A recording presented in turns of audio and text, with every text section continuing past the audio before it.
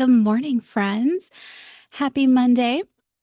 My name is Libby, and welcome to my audio journal, Finding Joy in the Shadows. Each week, I show up here to talk through the fun curveballs life throws our way, and I help us look for joy that still manages to sneak its way in, even when we are in our messiest moments. This space is part reflection, part resistance, and part love letter to anyone else who is struggling and still showing up. I am working through my own stuff in real time. And if something I share helps you feel a little less alone or a little more grounded, then good. That means we're doing this work together. Today, we're going to talk about how we can physically release our anger to choose joy. But before we dive into that heavy topic, I want to spend a few moments sharing with you a couple of stories that were on my radar this week. True LPs, Libby's problems. We're going to start with dark and creepy. Apologize ahead of time. But don't worry, we're going to end with light and happy. Okay. So I'm going to take you on a journey for these stories. And I probably should have been burning some sage before this first story because it is creepy. How many of you out there remember or have heard of the Annabelle doll? Okay. So we're gonna dive into a story that is all about her. Okay. And again, I usually steer clear of these type of stories. I don't do creepy, I don't do dark, and I definitely do not do demonic. But this story is so wild. And every time I bring it up in conversation with someone, nobody else seems to know what I'm talking about. So to my couple hundred loyal listeners, here you go. Y'all remember the movie The Conjuring? Now, I haven't seen it. Again, I don't do scary. I can't even watch the coming attractions to scary things or scary movies. But what I do know is that it's about a doll, a Raggedy Ann doll to be specific, that comes to life and is just pure evil. Well, apparently, that story is loosely based on true events. How true? I am not about to get into any of that. I am just here to share the story, okay? Fair warning, I'm also not doing any deep dive research on this topic either. I'm just telling you what I'm reading about online. Fair? So back in the 1970s, story goes, a nursing student was gifted a Raggedy Ann doll. Now, why a grown woman in nursing school needed a doll, a toy usually given to young children, is beyond me. But that's how the story goes. And not long after, the student and her roommates start noticing weird things happening with the doll. The doll starts moving around, following people, and, apparently tried to kill the roommates. Now, again, do not quote me on these details. I haven't seen the movie. I am simply paraphrasing from Mrs. Google. Now, eventually, a couple from Connecticut stepped in and took custody of the doll. Ed and Lorraine Warren, apparently this was their specialty. Now, how one earns credentials in demonically possessed dolls, I legit don't even want to know.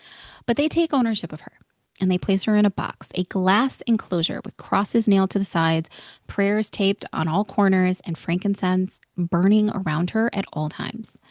Like, if you haven't seen pictures of it before, trust me, it's a whole thing. And their instructions were pretty crystal clear. Do not open the box. Do not touch the doll. Leave her alone. Now, I don't know how much of this story I believe, truly, honestly, but I'm also not an idiot. The doll in the box covered in crosses, she looks scary as hell. So if someone leaves a note that says, do not disturb, I'm not about to disturb it. You don't have to tell me twice, okay? But apparently, the organization that now owns the doll, since Ed and Lorraine Warren have passed on, they decided that her origin story wasn't spooky enough and thought it was a good idea to take her on her own version of the Eras Tour. First stop, the French Quarter in New Orleans. And within hours of her being on display, there was a prison break. 11 armed fugitives are now on the loose. At the time I hit record just a few moments ago, they have only found 5 of them. They've only recovered 5 of those 11 fugitives. Also, it was reported a historic plantation mysteriously caught on fire and burned to the ground. Now, I'm not saying any of these events are connected to the doll showing up in New Orleans, but I'm also not saying it's not. All I know is this. You do not mess with that kind of energy, that kind of darkness, that kind of evil. So if you too had never heard of this story before until just now, well, you're welcome. Now you know. Ugh. Okay. So since we started with the dark stuff, let's pivot to a story that firmly plants us back in the light, which is where I personally prefer to live. So the other day, I read this story about a man who quit his job, liquidated his entire 401k, and hopped on a sailboat with his cat and headed out for Hawaii. And I'll be honest, my first reaction, if you're watching me on YouTube, I made a face. Like, okay, like why would anyone do that? And then I just moved on. I mentally filed it under that's weird, not for me, and I just kept on scrolling. But as of today, when I am writing out this week's episode and recording, that same man, Oliver Widger, and his fearless cat Phoenix, they have officially made it to Hawaii. So when the story originally popped up back on my feed a few weeks ago, I skimmed the headline, which we are all guilty of, and then I moved on. But when the story popped back up in my feed, I decided to actually read the article instead of just the headline. So here's the story in a nutshell. Oliver was diagnosed with something called Klippel-Feil syndrome. I'm not sure if I'm pronouncing it correctly, but it is a rare condition that could eventually lead to paralysis one day. And after he received this news, that is why he decided he wasn't going to wait around for life to happen to him. He admitted he wasn't in love with his job at the tire company, so he quit, cashed out his entire 401k, and bought a sailboat. Oh, and by the way, Oliver had zero sailing experience before deciding to do any of this. Homeboy legit taught himself by watching YouTube videos. So in late April, he sets off. Just him and his trusted cat, Phoenix. They go from Utah and they make their way to Hawaii. Now listen, me personally, I am terrified of the ocean. This is why I will probably never step foot on a cruise ship. The ocean is too big, too powerful, too unknown. My anxiety immediately overwhelmed just hearing the story. So no thank you.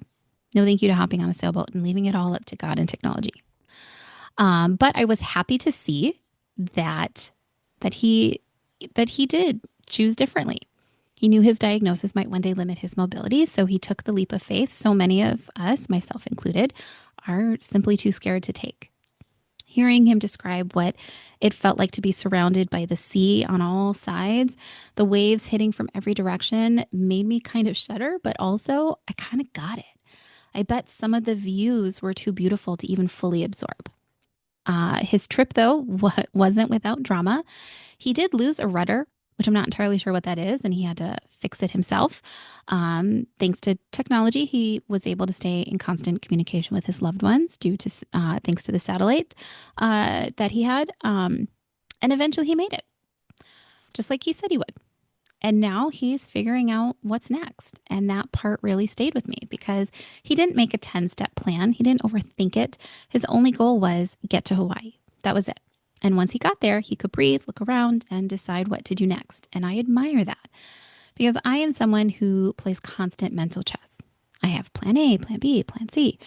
And honestly, I've usually got something for every letter of the alphabet. Anyone who knows me has heard me say this before. There are 26 letters of the alphabet, so that means I have 26 plans ready to go at any point in time, just in case. But Oliver's story, his leap, his trust in the now reminded me that sometimes it's okay not to map out the whole thing. Sometimes it's okay. Sometimes it's enough to just aim for the horizon and go. His story, while full of risk and uncertainty and a good dose of what in the actual heck, is also full of heart. And it reminded me to focus on making memories in the now, to live now, to stop constantly building for a future that's not guaranteed, and instead start celebrating what I already have right here. So yeah, I'm really glad the story found its way back into my feed. I really needed to know his story. I needed to read it because it absolutely warmed my heart. Okay, so those were just two of the topics or LPs that were on my radar the last couple of weeks. I'll have more to share in coming episodes, as always. All right. So I've got my iced coffee in hand. I made sure to bring Lulu Joy to daycare. She was very feisty this morning, so I did not even try chancing it. I knew homegirl needed to be at daycare today. So if you are ready to dive in, then I am ready to dive in. Okay. For the rest of our time together, we are going to talk about an incredibly hard one. How do we actually let go of our anger? I've been sitting with this question for months, and I think I'm finally ready to share my thoughts. Now, I want to be clear for everyone listening, including those of you all the way in the back. I know I am not a licensed therapist, okay? I am simply sharing my own personal experience and the steps I took throughout my healing journey. I'm going to walk you through how I released my anger, and my hope is that some part of this story will resonate with you. Will this be a perfect cookie cutter, copy and paste solution for everyone? No, that's not the point.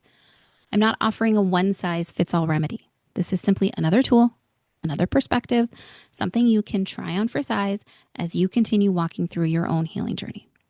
Fair? Now, the idea for this topic came to me through a conversation I was having with someone back in January. They were asking me tons of questions about my healing journey, and they kept going back to one thing, wanting to know more about how I released all of my anger. They kept circling back, asking more and more questions until finally they just blurted it out. But how did you actually let go of your anger? Like physically, how did you do that? And this question made me pause, like stopped me in my tracks. And I've been paused on this question for months. Just when I think I have an idea on how to answer it, I start writing my thoughts down and then I realize, nope, whatever I was about to write wasn't the answer. And I have been doing this back and forth for weeks now. So I decided to stick a pin in it and focus on some other topics for this new season of my podcast journey instead. And after I laid out episodes 1, 2, and 3 of this new season, it kind of came to me. I didn't intend to write those episodes out in any type of order, but in the editing and reviewing stage, I saw it. I saw all of my steps that I took on this recent healing journey of mine. And it was kind of like a light bulb went off. How did I finally release my anger? Well, truthfully, I don't think my end goal was ever focused on releasing my anger. I simply found myself sitting with some really hard, honest questions and I answered them truthfully. I then took accountability. I accepted my own humanity. I accepted the humanity of those around me. I forgave myself for being human and I forgave others without needing an apology being spoken. I don't believe the goal of my healing journey was ever to release my anger. But once I did the work, I got to a place where I didn't need to hold on to the anger anymore. And that's when I could finally let it go. Not because I had to, but because I was ready. So if you're ready to dive into today's topic, let's keep going. And just a reminder, I'm sharing my personal story and what worked for me.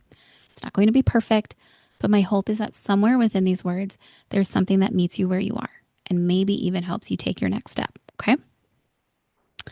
So how many of us have heard this phrase before? Time heals all wounds. Now, if I could see each of you right now, I bet all of your heads would be bopping up and down in agreement because yeah, we've all heard that. We've all heard that one. That's what people say to us when we're going through something painful. Give it time. It'll pass. You'll feel better soon. And sure, life does go on. The edges get a little softer. The sting begins to fade. But here's the deal. I don't believe time heals all wounds. Not really. I think time dulls the pain just enough so we can still function in society. But if we're not doing the deeper work, that pain, that anger, it doesn't go anywhere. It just sits there waiting for us. And the thing about unhealed pain is it doesn't sit quietly. If left alone, it grows, it mutates. And if we leave it untouched for too long, it will start to affect everything. Our mental health, our physical health, even the way we interact with the world. From my personal experience, and I'm still learning this too, if all we're doing is letting time numb our feelings, instead of facing the pain, the anger, or really asking ourselves why something happened, or maybe why some things keep happening to us, or what role we may have played in all of this, if we aren't doing the work and instead simply letting time dull our pain, then that's not healing. That's just kicking the can down the road. In that scenario, sure, time might dull some of our anger and pain. Yes, it might even allow us to move forward again. And eventually, we will feel some joy again. But remember what I said about unhealed pain. It doesn't sit quietly. It waits. It mutates. And if we don't fully release it, it doesn't just go away on its own just because we're ignoring it. It keeps moving with us through every journey, every relationship, every interaction, every step we take. Now, I could sit here and talk about the beauty of the journey, all the things I learned, right? How I asked myself all these big, deep questions, or how I spent time meditating, becoming one with myself, or how I found closure through reading the right book. But honestly, that would be a lie. Because the hard truth is this, and I'm speaking only from my own healing journey. What I found is this, that in order to fully release my anger, I had to take accountability. Now, this might seem like a duh or a no-brainer, but trust me, this was one of the hardest steps to take. Accepting accountability, owning any parts we may have played, knowingly or unknowingly, or contributed to, forever removing the title of victim over our forehead is really hard.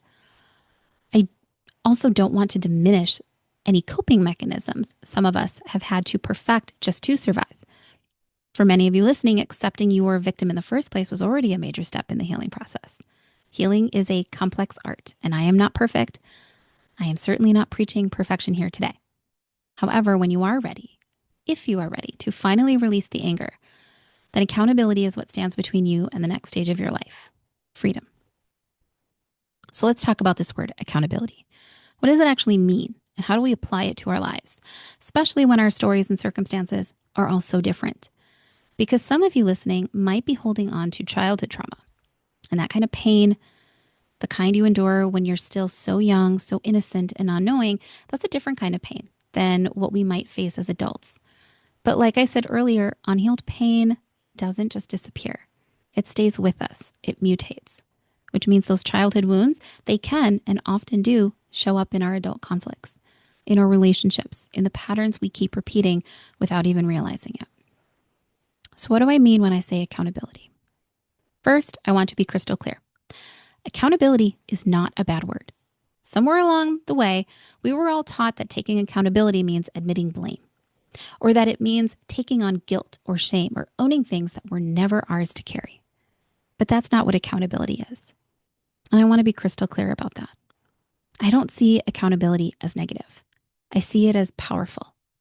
At its core, it's about owning our actions and their outcomes, both the good and the hard. It's about being responsible for our thoughts, our words, and our behaviors. It means we're willing to look at the impact we've had, to tell the truth, to take responsibility when it's ours to take, and to make things right when and where we can. This is not about blame, it's about freedom. It's about being honest with ourselves and doing the work to break the patterns that no longer serve us. According to Mrs. Google, in the context of healing, especially from trauma, accountability isn't about blaming ourselves for what happened. It's about recognizing how our responses and behaviors, often shaped by that trauma, are showing up now. It's about understanding that while we may not be responsible for the wounds we received, we are responsible for what we do with them going forward. Accountability means being willing to look at our side of the story, to ask ourselves, what do I actually gain by holding on to this anger? Why am I still carrying something that was never mine to hold? What the heck actually happened here, and what part did I play? Why does this same type of pain keep finding me, like it's stuck on repeat or something? What am I avoiding? Because it's easier to be angry than to be honest. Am I still identifying as the victim because I'm scared of what accountability might ask of me? For me, taking accountability means choosing to stop pointing the finger outward at everything that's wrong in my life and gently turning the conversation inward. Not to punish ourselves, but to free ourselves. Because the moment we take ownership over our healing, that's the moment we stop waiting for someone else to make it right. It feels like we get lost in that word sometimes too, accountability. We start thinking that in order to have accountability, there needs to be a courtroom, a trial, a jury, a warden, and sure, that would be nice, right? Who wouldn't want that kind of justice? But this is real life. And for so many of our stories, it's not always that black and white. There's a lot of gray area.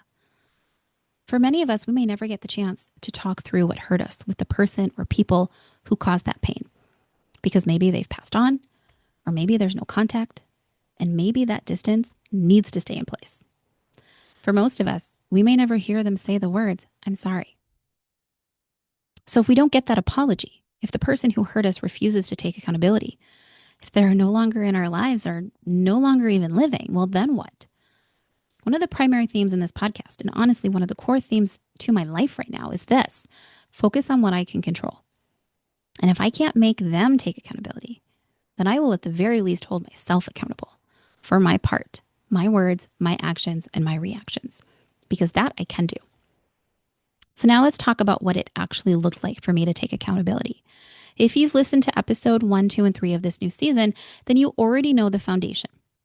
My spiritual awakening, the patterns I started to notice, the inner work I began doing. But here's the thing I had to face over and over again. If I was not 100% perfect, and spoiler alert, I was not, then I had to admit that. I had to own it and say it out loud. I was not perfect either. I made choices. I said things. I reacted from pain. I shut down. I lash out. While yes, there were absolutely things in my life that were done to me, things that have been said to me that were hurtful, unfair, and even cruel. But in doing this work and looking at my life with honesty, I realized I also wasn't a passive character in any of these stories either. In the chapters I've lived through, I was a participant too.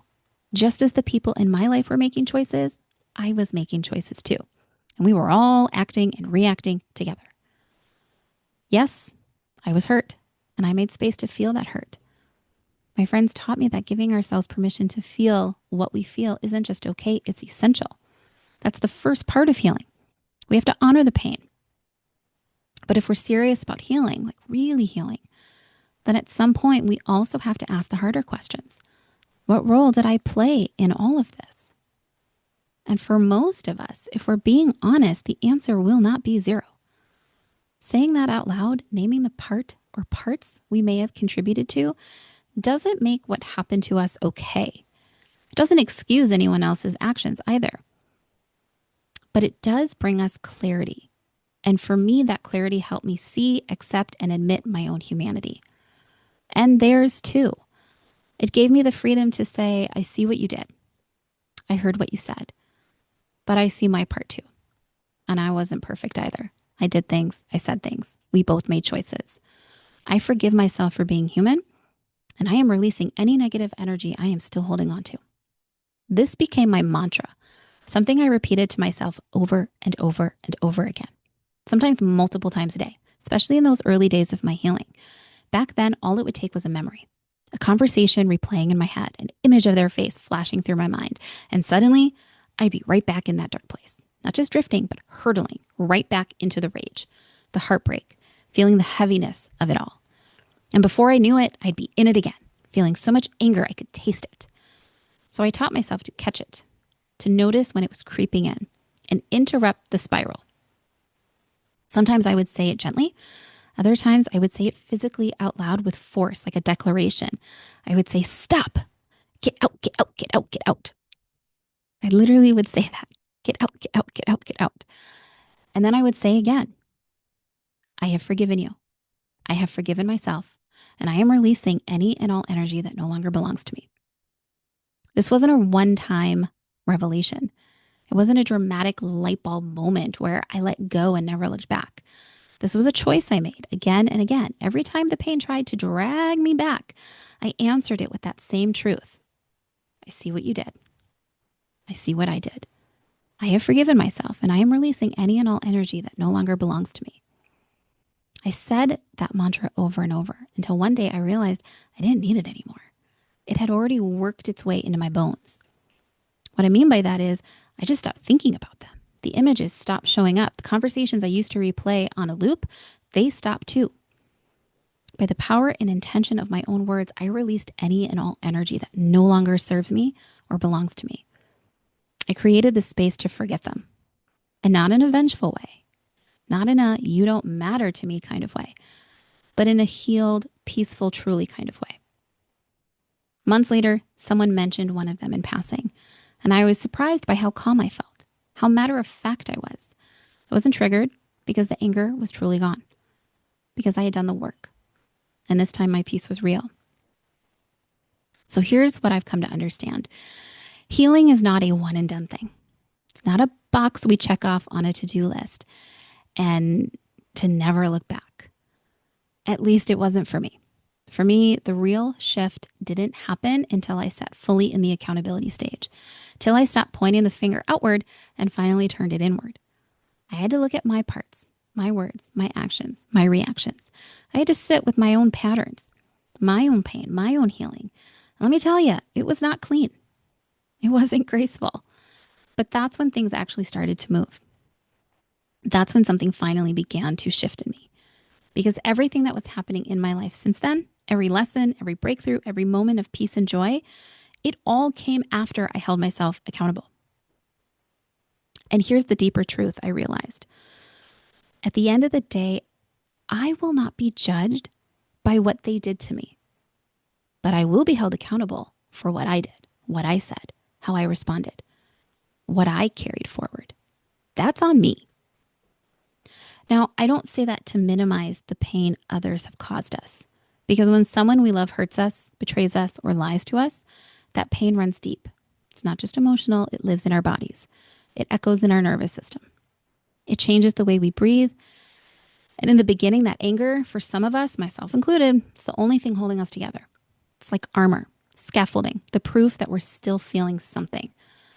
But for me, the moment I was able to step back and really allow myself to see the whole picture, what happened, how it unfolded, what was said, and how I responded, something inside me cracked open. I talked about this in earlier episodes, how I sat with those hard, honest questions. And one of the many things I realized was that most, not all, but most harm doesn't actually come from cruelty. It's actually coming from pain. So much of what we do comes from our own unhealed wounds. We react from fear, from unmet needs, from old patterns we don't even realize we're still carrying. And when I included myself in that truth, not as an exception, but as a part of it, that's when something in me began to soften. Because if I wanted to truly understand what happened, I had to be willing to look at all of it. Not just what was done to me, but what was still living in me. Not to punish myself, but to be honest. I stopped trying to justify it. I didn't try to minimize it. I just named it. My faults, my missteps, the moments I wasn't proud of, the things I wish I had done differently. And here's the part I didn't expect. I didn't sit down with the goal of releasing my anger. I wasn't trying to be done. I wasn't even trying to forgive. I just wanted to tell the truth to myself. And the wild thing is, that's what ultimately started the release.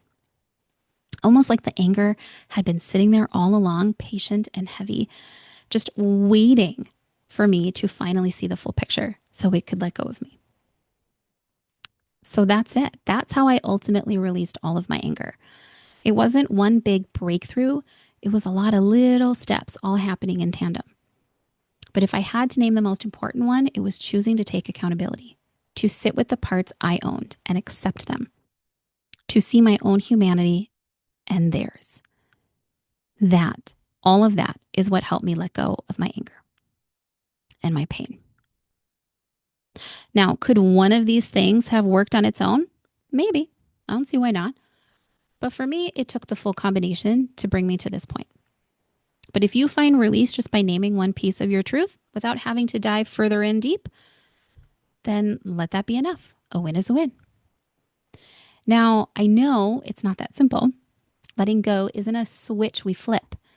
It's not one moment, one journal entry, one aha. This is a process, a practice, 100 tiny choices made over time. And sometimes anger really has been our armor. It's what held us up, kept us sharp, made us feel protected. And I get that. I really do. But when the time came, when I was ready, I had to ask myself, is this still protecting me? Or is it just weighing me down? And when the answer changed, when I realized I didn't need it anymore, that's when I could let it go. So if you're carrying something heavy today, maybe ask yourself that same question. Not to rush yourself, not to force a release, but just to begin the noticing, the softening. And like I always say, baby steps. Take a breath. When you're ready, take the next one. Okay, I think I have babbled on long enough. As always, we will add to this next week. Remember, what we water grows. So let it be joy. Let it be truth. Peace out, friends.